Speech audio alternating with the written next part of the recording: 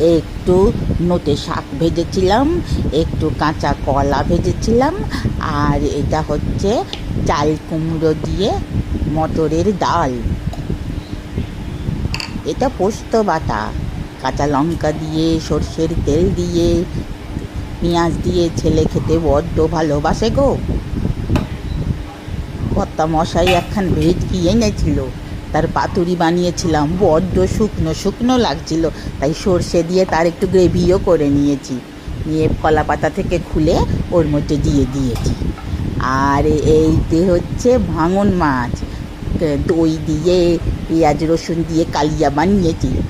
এইতে কি বলো তো, এইতে ভেটকি মাছের কাঁটা চচ্চড়ি আর একটু ঢ্যাঁড়স পোস্ত। এই ছিল আমার রবিবার দুপুরের মেনু। তোমরা রবিবার দুপুরে কি খেলে? মাংস?